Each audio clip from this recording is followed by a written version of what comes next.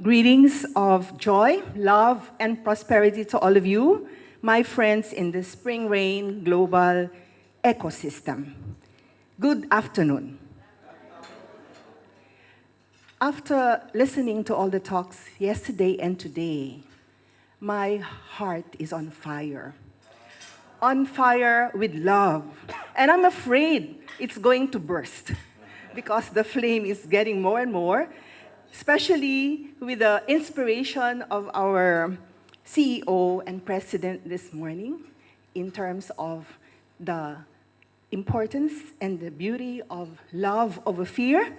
And also, the talk just before here brought me back to where I really belong because I heard a theological presentation of the relationships of the different religions in relation to compassion and to love.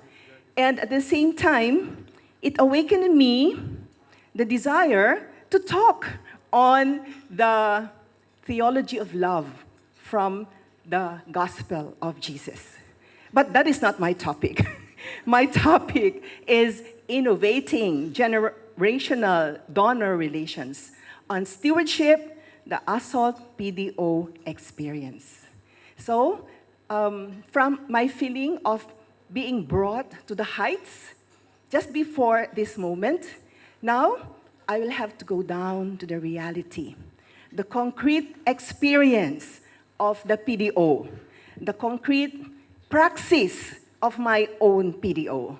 And so this will be a humble sharing of our experience at the Assault PDO and on stewardship towards sustainability through philanthropy.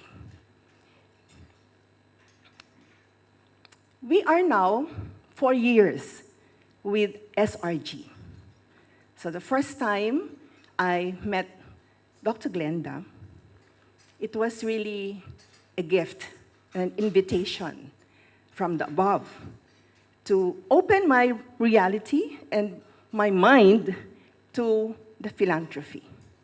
Well, of course, I know I have been doing philanthropy because I've always been involved in sharing my time, my talent, and gifts, and even my treasure to many people, but not in an organized or systematic way. So, Glenda's coming to our congregation taught us to systematize our giving and sharing to other people. And so I am very happy and thankful that I'm given this opportunity to share with you our experience. So as I was reflecting, I have these questions. What is the Assault PDO experience of donors coming from the different generations? So when this topic was given to me, I remembered the conference given by Father Francis and by Vincent last year in Bali. And I started from there. I started to study the different generations and their capacity to give, to be donors. And so I'll share that a bit with you. So how can we innovate or create donor relation strategies and methods that can awaken the sense of stewardship in the different generations toward becoming compassion and consolation themselves? Now, compassion and consolation is our motto in the Assault PDO. So who are we as Assault PDO? It is an arm of the religious congregation of the Augustinian Sisters of Our Lady of Consolation that works for the sustainability of her advocacies, which carry out the charism of creating a community with one mind and one heart on the way to God, that is from Augustine, and to concretize the compassion of Jesus Christ to the poor and the marginalized and the consolation of Mary to the afflicted and the suffering. We have 10 advocacies. So here are the pictures that will show you these 10 advocacies. Let me read them to you. We have vocation and formation, which includes international formation program, home for the elderly, educational scholarships for poor but deserving students. But this morning, I had a very good insight here. The educational scholarships really are inclusive and quality education. We have sisters education. These are the sisters, the religious sisters education, social pastoral ministry, and we have a center for children, Tahanan Mapagkalinga ni Madre Rita. We have a health ministry, one hospital.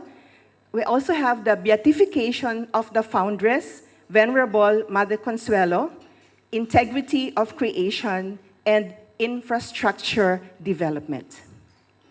So to be sustainable in our mission, we need the help of partners and benefactors. We cannot do it ourselves. These who will support and fund the projects. Thus, we have reached out to friends, individual friends, benefactors, sponsors, funding agencies, and business corporations to seek for support through resource. Can be time, can be talent, human resource, can be in cash or in kind, and of course, financial assistance, so as to carry out our congregation's advocacies. So what then is our ASOL PDO experience? I'd like first to review, which we have heard this morning from Vincent, the different generations. But I'm going to focus only on the capacity of generations to donate or to give, or to be compassionate and have social concern. So, the traditionalists are silent generation. They would like to contribute to the collective good, and they want to give back. That is important for them. The baby boomers, I'm one of them, believe in equal rights and opportunities, involvement, transformational goals, and want to make a difference. When we were studying cryptocurrency, the first time we had it, I went to Vincent and told him, it's over my head. That's not for me. I'm a baby boomer. So he said, oh, but just have to be open, sister. You listen, be open. The second time I attended a session on cryptocurrency, I told my staff, let us open a wallet. So now we have a wallet. So it is possible for baby boomers to open up, and I know we have this sense of justice. We were children of the first quarter storm in the Philippines, and we want to make a difference. How about the Gen Xers? Many of you are Gen Xers. You value thinking globally, and you also want to make a difference in the world. The Generation Y or the millennials, they value civic duty, being members of the global community, community involvement, and they are extremely spiritual. So there is a study that showed that millennials' perception are not terribly different from those of their immediate predecessors, Generation X. Oftentimes, when we relate and we refer to the millennials, we say, they're so different from us. But now this study says, not really terribly different. Of course they're different, because every generation is different, but not terribly different. Therefore, it is possible to establish a single formula for attracting talent through CSR. And what is that? Local social actions linked to the company's core business. I heard this yesterday with Dr. Kuka. How about the Gen Z? We still don't know the traits of the Gen Z.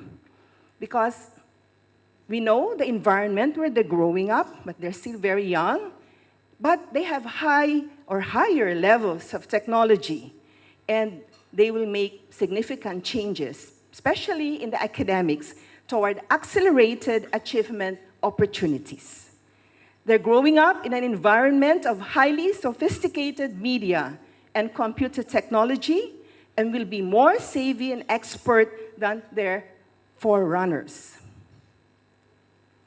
So, looking at this, I compared notes with the different characteristics that I have seen, and so I reflected on it, and I identified these traits, and so I saw that in every generation, there is a desire and tendency to work for the common good, to get work, to be involved and make a difference in the world, to be socially and environmentally concerned, to do social action and carry out core values of organizations they are connected with.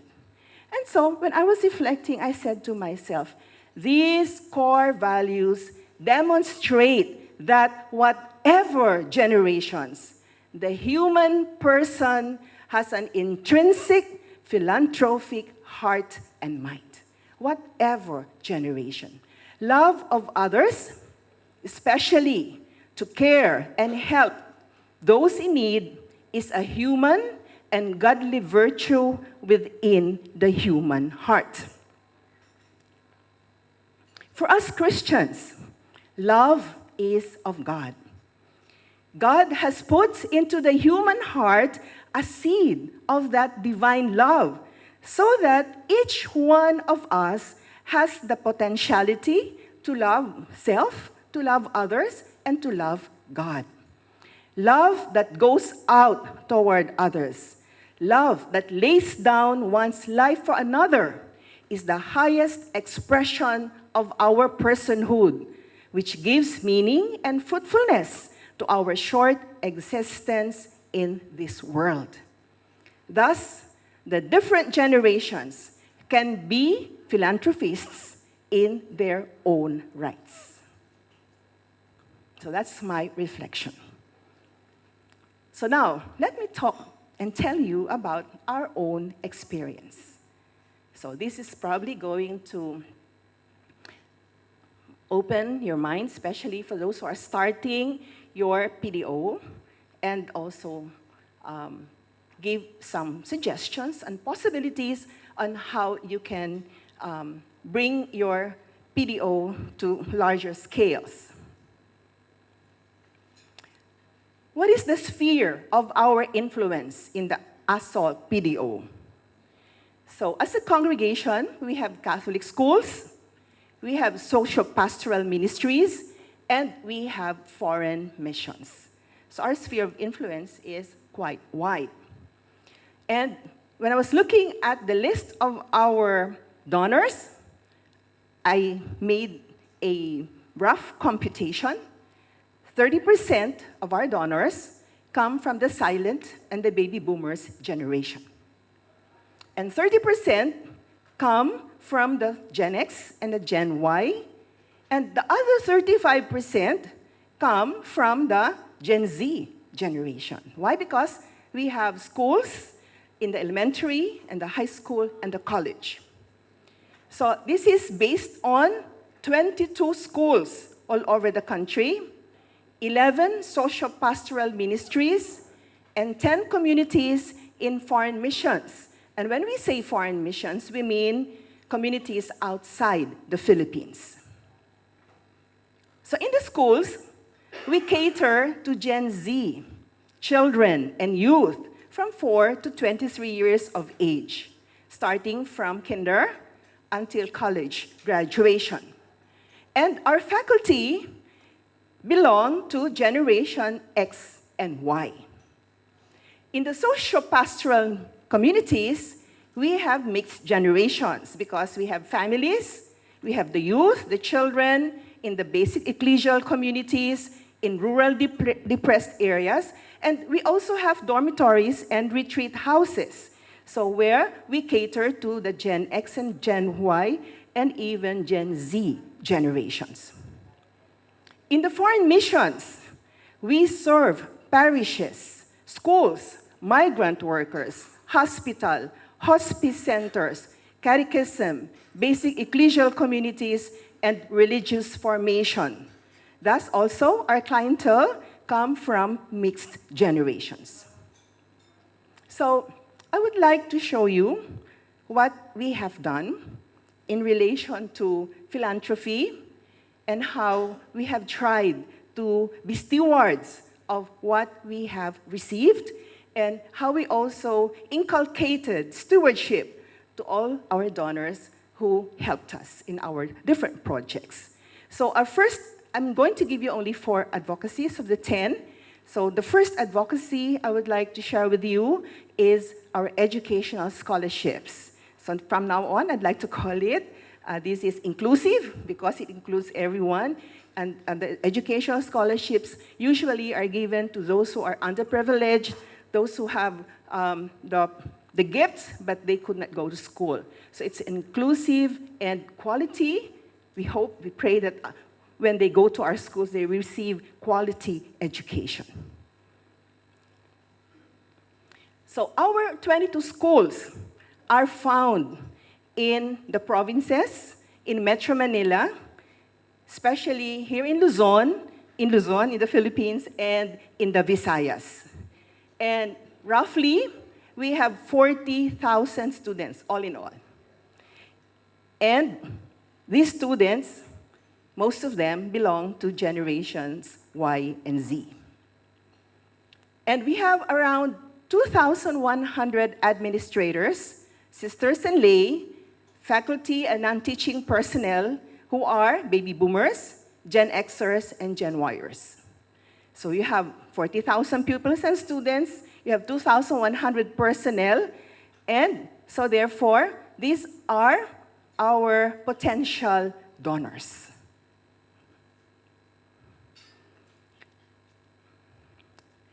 Of course, when we say they are potential donors, what can the children give?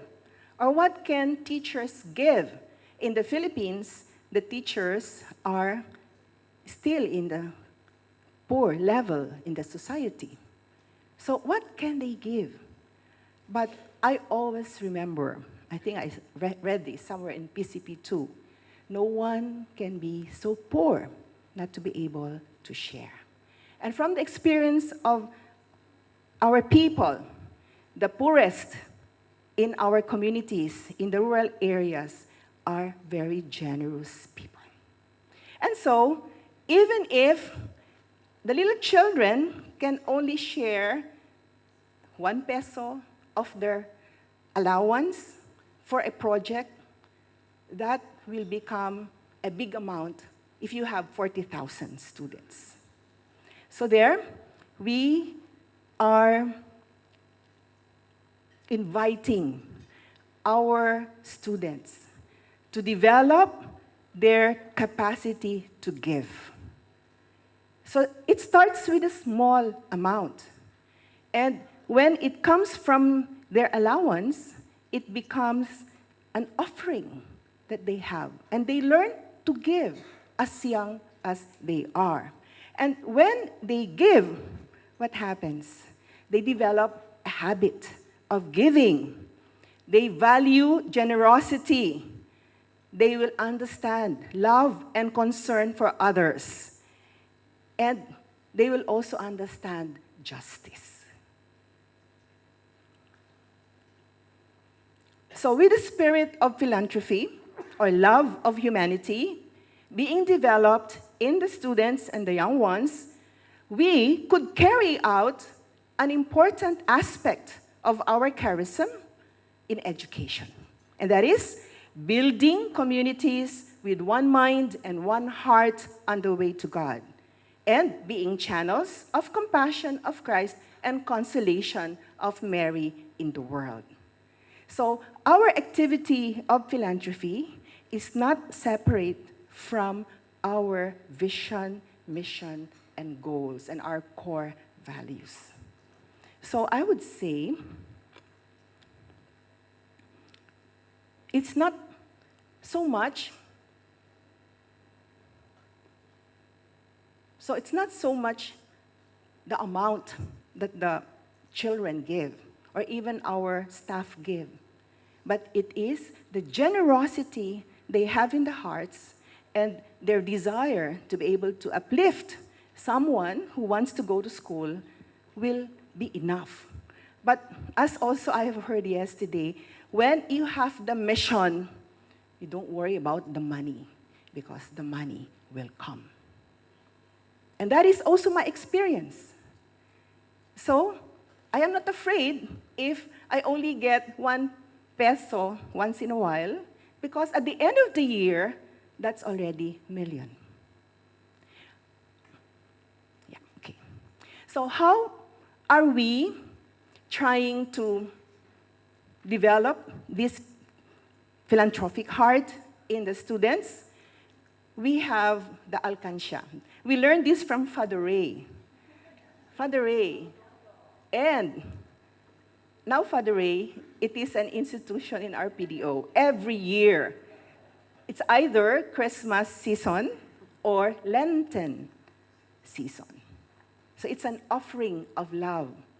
And the children are taught to give whatever they want to give freely, either 1 peso or how much you want to give, and put it in the piggy bank. And that is for educational scholarship of students in our educational system who want to study, but they are not able to because of lack of opportunities. Now, another venue that we use is we have tried a spiritual rock or band concert, and the children and the youth, they love this. So we do not do it yearly, but we will do it once in a while. And what is beautiful here is the students are, the spirits are opened up because they enjoy the songs, they love the songs and the dances, and everyone in the auditorium dancing and singing together with the sisters and the teachers, and they are generous because whatever they give as a payment for that enjoyment goes to educational scholarship. And it is surprising that the pupils, they give more than 1 peso. And as I said, at the end of the year, it is a big amount. So we have also explored the faculty. So we challenged them. During the Christmas bonus, we challenged them if they can share a part of the bonus to their students, because in the Philippines, we have now the senior high school, and these students, many of them come from the public schools. And we have discovered that many of these students did not have transportation allowance or even food for their daily school. And so we thought, what if we help the students? So we were able to identify the students who need help. And so we shared this to the faculty. And the faculty also knew it because they saw it in class. And so they also shared. And in that way, what happened? We were able to ask them to share in our vision and mission. They have become more compassionate, and they have shared consolation to the students. We also have shared our program with our friends in the foreign missions. So we have mission in Taiwan, in Canada, and Australia, and we have many Filipino friends, migrants, in the different countries where we are. And we have shared with them what we are doing for the poor and deserving students. And they have also responded. If they give $1, $10, we give them a thank you card. Doesn't matter how much. Because we have discovered, even if it's a small amount, when put together, it has become a big amount. And that is going to help many students. So we treasure all these friends who give us assistance. So when we have our newsletter, we put their names here in the newsletter. All those who gave us, no matter what amount, we put their names here and then send them a copy so that they will know we appreciated what they have shared. And after that, they give again. They continue to give. Now I'm going to visit them. I'm going to visit Canada in August, and I'll visit them again. I know, even if I don't ask, they will give for the students. Thus, our scholarship program has been operating for the past 2 school years, sponsored by PDO, in 10 of 22 schools. So we need more donations so that we can give scholarship to all our schools. And the benefit is applied to the tuition fees of poor but deserving students whom the school president chooses. But we have also some setbacks. I've been computing. If all our students would give their contribution, we will get, I would say, 4 to 5 million a year, which means that I still don't get the support of all our sisters. So I was thinking, when I go home, I'm going to share the lecture of Father Greg to the sisters. That fundraising is not fundraising only. It is a spirituality. Because if they realize that this is really a spirituality of giving, I'm sure they will cooperate with us. So that is a setback we have. But we always have to continue. We do not give up. So when some schools would say, we will not participate this year, I would tell our staff, it's okay. We will not force anybody. But if we are giving them, assistance, we continue our assistance, even if they don't participate. Why? Because we have already started giving them assistance, so we do not withdraw. It's also how God treats us. Even if we fail, God continues to love us. So that's the first advocacy I'd like to share. The second is the Center for Children in Need of Special Protection. This is the Tahanan Mapagkalinga ni Madre Rita. And this is a love child of mine. This was an inspiration that I received to open this house for children there are so many street children in the Philippines, especially in Metro Manila, and I was inspired by our foundress to start this home. So we have this center. At the beginning, we were asking assistance from our schools, our sister schools, and we asked for pledges from them. But now, we have stopped asking pledges from our sisters' schools because we have now many donors for the Center for Children. Of course, it's not enough because sometimes a donation would come for a year, so we don't know where the next year will come, but we are not worried anymore. We are already 18 years as a center, and from our experience, there was never a day the children did not eat full meal. So that is how much God loves the little children. And so now, the center is growing. And actually, Rob, our center now, in terms of growth, is in the replication stage. So, what happened to this center? We were able to tap friends from Australia, a school in Australia, by the Augustinian Fathers, to assist us. So they have this Lenten campaign, and all that they received, all the students, all the boys, it's a boys' school, that they received for the Lenten campaign, they give to our center. And we used this First, for the needs of the children, and later on, to improve the facilities of the school, of the center. And in fact, this organization, the school, built 2 houses for the children in our center in Bulacan.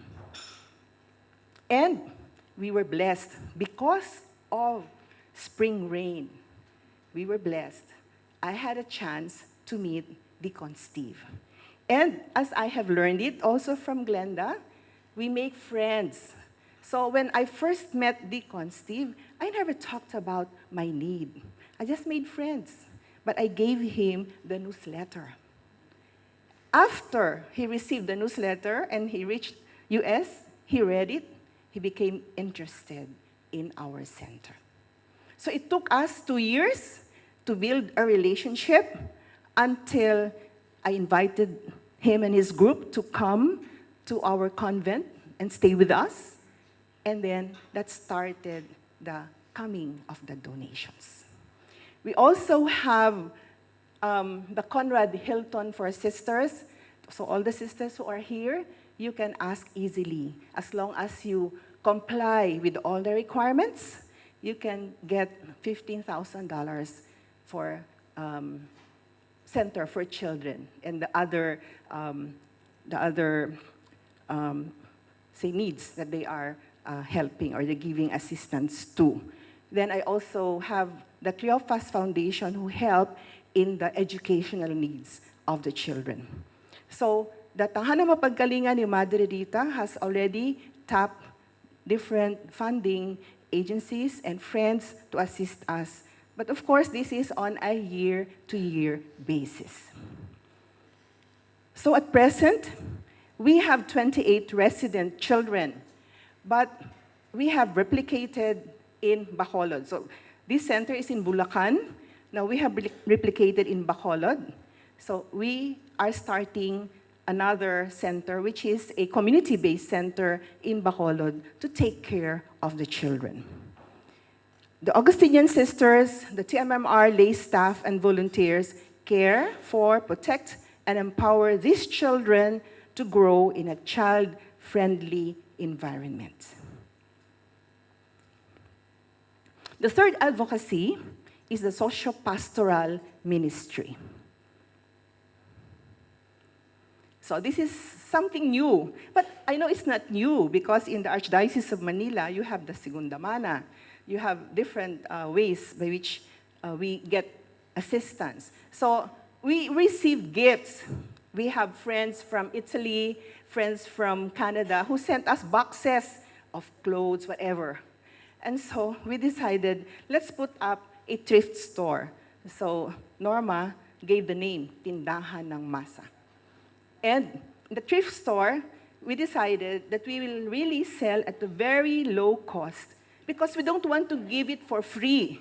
Because the dignity of the persons we have to protect at the same time, they will buy what they need. So not just to give it and dole it away. So now, we have started this and starting to get some benefits because now, I think we are able to collect some amounts to also help our programs for the poor. So there, you have, we want to make this a regular activity, and this way we help people who have less to have more. At the same time, support our social pastoral activities in building basic ecclesial communities and in the formation of families, the youth and the children in the urban and rural communities where we are missioned. So this way, too, we help business establishments to be good stewards of their resources. So we also plan to visit some of the business establishments around our area and ask them the old supplies that they were not able to sell and donate it to us so that we can also give it to others at a cheaper cost. And so they also are, in a way, reminded that they're stewards of all those things that they have in their, what do you call that, bodega? But they have there, which they have to share to others. our congregation has social centers in San Juan City, where our mother house is, in Cavite, Zambales, Leyte. We had been very much involved in the Typhoon Haiyan. We helped one community to put up houses, and now we are still there because the bishop doesn't want us to leave, because they said, now that you have helped bring back the situation of the people, they need you for the Christian formation. So we could not leave the place, even if we wanted to. So we are there in Leyte, in Negros Occidental, and in Kalinga. In Kalinga, we have a 5-hectare lot given to us, but not really given, for us to use and develop to make it into a forest. And that is from the vicariate of Tabuk. And we also have centers in Cagayan de Oro and in Impasuco. So the fourth advocacy, and the last I'd like to share with you, is vocation and formation. This is very important for us because we need our young people and to develop them, to form them, to be good and holy religious. So we have put up an activity, and that is a raffle draw, and participated by the alumni, the students, and the families. We have a difficulty with the alumni because as a congregation, we have many schools. And so the schools are saying that they also need their alumni to support the schools. So we cannot ask their alumni to help us. But what we do is when we have activities, we also give some tickets or whatever to the alumni. So this fundraising project was for the purpose of supporting the international formation program of our congregation. And since 2009, we have accepted religious vocations from Japan, Vietnam, and Indonesia. As a congregation, we always thought we were Filipino congregation. We studied the history of our congregation. We realized that our foundresses were from Spain, Spaniards. They came to the Philippines for mission. And so, in our reflections, we said, what was the mind of our foundresses? Just to stay in the Philippines? And we saw in the writings of, we have two foundresses, two sisters, Rita and Consuelo. And we found in the writings of Rita, her desire to go to China. So then we said, so we are not only meant for the Philippines, we are meant also for other countries. And thus, we started inviting vocations from Japan. We have one Japanese, we have Vietnamese, we have now a good number of Vietnamese, and Indonesia. So, which means to invite them to come to the Philippines and have formation is a very expensive endeavor. You know very well the visa issue in Indonesia, very expensive. Also, not so much in Vietnam, but the visa and plus the travel expenses that you have to really give. But of course, not all of them will continue, and so it's really an investment. And thus, we put up an amount, and PDO was able to help to put up this amount to help in the travel expenses and the visa expenses of our vocations from other countries. And of course, it is also from this amount that we give, because we subsidize our Indonesia and Vietnam communities. So it's also from this amount that we have to send them their subsidies. But we are happy that we got vocations for other countries. We feel we are now what our foundresses wanted us to be, their vision of who we are as a congregation. So ASOL PDO is building up at the present an endowment fund for the education and formation of formants to religious life. In our congregation, it is also one of our blessings that our leadership has always been sending sisters to study. So, master's degree, doctorate degree, because we have schools, but also to study abroad, especially for theology. So this time, we're going to send somebody to study in Rome for Augustinian spirituality. And I'm also a beneficiary of studying abroad because of the desire of our congregation to really give solid foundation to our young sisters and, of course, in the schools. So, who are the beneficiaries of our ASOL PDO fundraising? They go to the 10 advocacies. So far, we have raised funds for 9 advocacies. We have not yet raised funds for infrastructure development. That will be maybe the next. So, as an act of stewardship, we distribute the funds according to the purpose for which they were raised. And in respect to the wishes of the donors, as to advocacies they wish to support. Transparency, responsibility. So when we promise this will go to the education of the young sisters, it will be for that matter. Or this will go to the scholarship program so that many more young Filipinos who would like to go to college can study. That should be given there. Then after the project is completed, we give reports. So we write a formal report and give it to the funding agency or the corporation, or write a letter to the individual donors and benefactors, or even put this in the newsletter and give the newsletter out to all our benefactors. We also send vouchers and receipts to keep the donors informed and to make them feel secure that their contribution went to the right intention. And we send thank you letters. We also send birthday greetings and cards to recognize their contributions and to affirm them for being channels of compassion and consolation. So now they are our partners in the ministry. We, the sisters, are called to be channels of compassion and consolation. So all our donors who assisted us in these different advocacies also become channels of compassion and consolation. So we are now partners in the ministry. And I think when they see that, they are happy. It is really very fulfilling to know and to see that you have helped and it really reached the people you want to help. So, what about tips for fundraising? So I was Googling and I saw this and I said, I want to share it with you. I went to fundraising school because Glenda gave me the scholarship. And now, after reading this, I'll have to modify some of the things I've learned. So these are some of the things I got in the internet. So I'll just share it with you.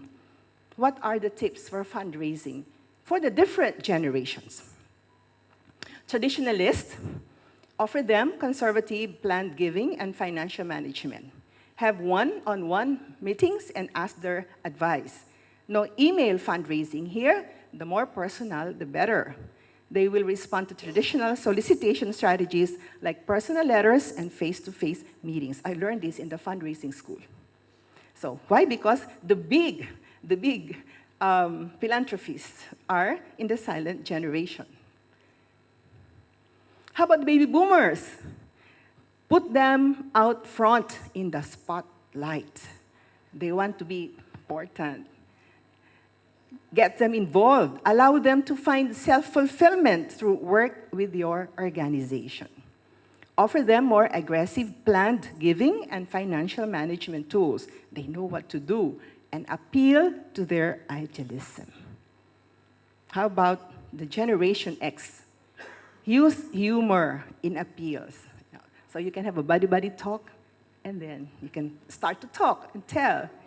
Allow them to work independently, but when you make them your donor, allow them to be for your agency and on their own terms. So you just leave them. Don't always be at their back. Lone Ranger philanthropy and volunteerism. Creative use of new technologies. Understand their primary focus is the family. And since they have shorter attention span, engage them quickly. Let them see how they can make a difference. Sometimes we write long letters or we have many words, They don't like it, just say it directly, short. Connect things they care about, like family and environment. And messages can be delivered by technology, but need to be short and to the point. So it is possible for Generation X, you can send it to the media. But for the traditionalist, you have to see the person face to face. But of course, before you ask, you have to build relationships first. How about the millennials? Use them for focus groups, ask their opinions. Put them in charge of using technologies for appeals. So if you need someone who knows technology, they're the ones. So no long appeal letters. Utilize their networks, have them plan events that interest them. Let them make the plan and do it. Link your cost to sustainability. So they care about what happens next, about the future. How about the Generation Z? They respond to edgy campaigns and marketing tactics. Yeah, because they are techies. So videos, especially short ones, like those created via the social network Vine, work particularly well with the young customers. They also want to co-create culture, and they do. So, what is now going to happen to the ASOL PDO for the next 2 years? I still have 2 years in my term as a leader of the congregation. I also pray that after my term, somebody will take over the work and do it also with love and care. But maybe they'll also ask me to do it. I hope they will. Yeah. So in August 2019, next month, ASOL PDO will go for a fundraising event to USA. Of course, with the help of Glenda, so our connection with Deacon Steve, and the Spirit-Filled Hearts Ministry. So we will present our advocacy for TMMR, for the children in Bulacan, and also for the children in Bacolod. And now I have a dream. I have a dream. And the dream is we start a center for children in Vietnam. Yeah, because our foundresses, when they came to the Philippines, they started the Center for Children for the Orphans in the Philippines. And in Vietnam, it is easier to start a center for children. The government will allow it. So it will be one with the mind of our foundresses who came to the Philippines to start an orphanage, and we will start also another orphanage in Vietnam. I'm happy that we have one family who is going to give us a donation of 1 hectare lot there.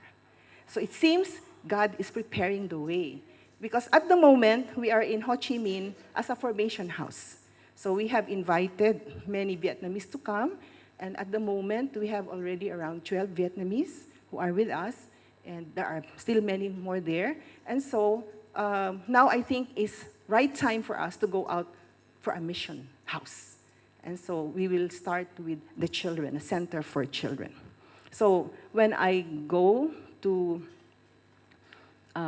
talk with Glenda, I will present that dream to the people there. And I asked Vincent this morning if I can show to you the video that he prepared on the SRG advocacy for children. And in that video, he put together the children of Tondo, of Father Ray, and the children of the MMR. So I'd like you to watch this video. And this is an example of a video that you can show.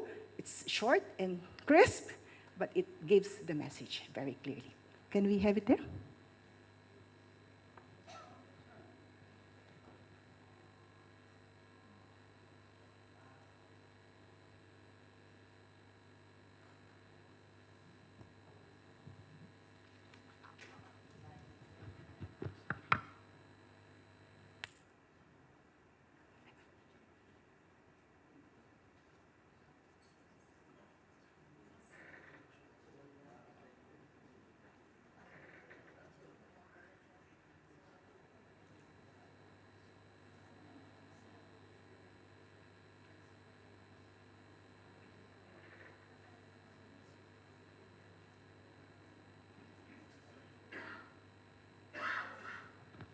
So these are the joys of being a member of Spring Rain.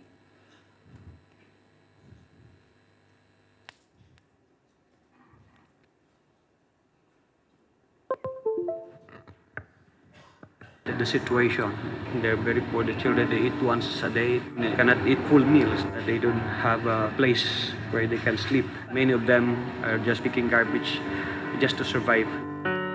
Where they're throwing their waste, they're also swimming there. In Tondo, you can see how dehumanizing is the situation. They're very poor. The children, they eat once a day. They cannot eat full meals. They don't have a place where they can sleep. Many of them are just picking garbage just to survive. Where they're throwing their waste, they're also swimming there because a lot of floating plastics, then they have to collect that in order to sell and to have other income for their studies. Children and even young people, they're selling their internal organs because of poverty. Many of them got into drugs. They were used as courier. They will bring drugs to one place to another. I witnessed a lot of prostitutions around. Children as young as 7 years old are sent to forced labor. We need to help them. Our program here give them proper food. From 1 year to 5 years old, if we cannot feed them properly, they will be incapacitated for all of their life because their brain are not functioning and their physical features are not well. Manna rice is rice, they put nutrients and supplements in there. With this manna rice, we can give the best nutrients that they need every day. They were able to increase their weight, they become more healthy to fight sickness. They can really participate in a lot of our activities. Our clinics support their families. We are helping them to save their income. A lot of our poor children are given help for their medical needs and also to prevent sickness. These children, there is always a problem of moving up, how they can get the opportunities later. We need to support them. They cannot be just continuously waiting for somebody to help. We give them proper education. We support them with scholarship. We send them to school. We have to empower them so that they can have their own life. They can have their own dignity. I've never known where I belong, but you've made this place feel like home. The parents cannot afford to sustain their needs in terms of their education, health, and other basic needs, especially food. And some of them were victims of neglect and physical abuse, so they end up here. Take refuge in the shelter you've given me. In this place, we build a family because that is what the children miss. It is one of the most beautiful places for children in our country because we have the trees, we have the facilities, and we also have the livestock raising here for the children to be at home in an agricultural place. And the children here are very free to run, to move around. To do it all again. We hope that you will always bless us with good health and you always grant us our heart's desire. Blessed be us through Christ our Lord. Amen. You've restored my faith in human kindness. I always encourage them that whatever blessings you receive from the Tenumar, you have to pay it forward to other children. Me a world I never knew. If only I could give it back to you. What is most important is that the children are happy. They are no longer the children in the streets. With open arms and both feet on the ground, and still we keep our heads. Hopefully, the education that they receive and the Christian formation that we give them will help them to be the person they are called to be. To the end, from here to the end.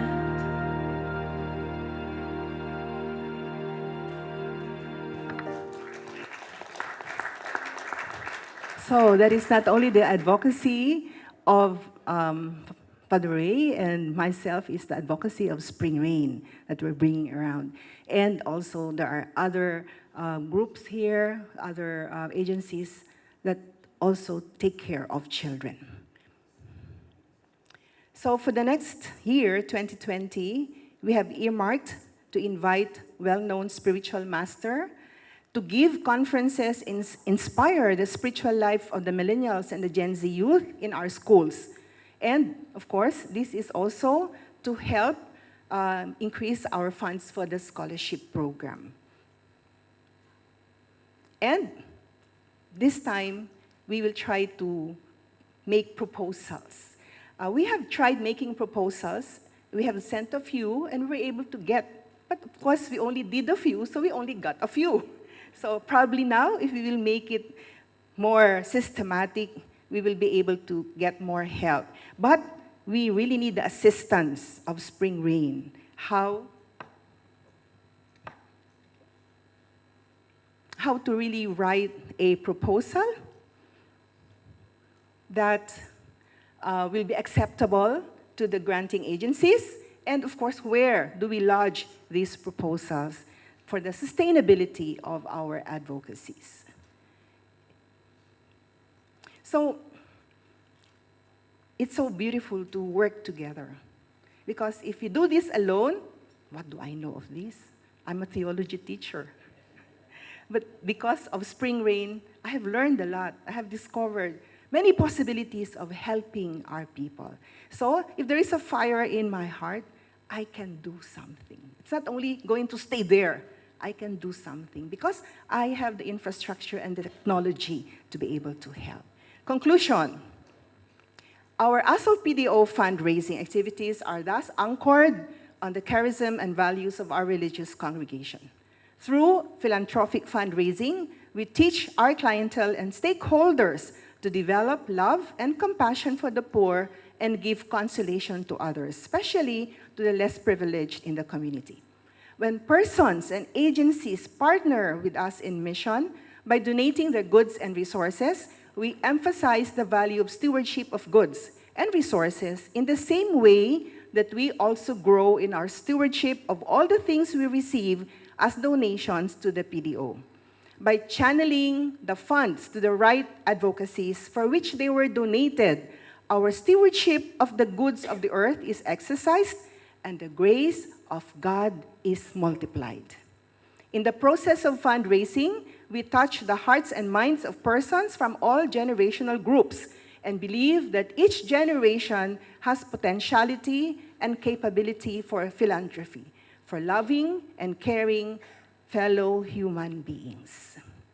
Both donors and donee become channels of God's compassion and consolation to the last, the least, and the lost in our communities, thus making brighter and more fruitful the lives of persons whom we encounter in the schools, socio-pastoral, and foreign mission ministries.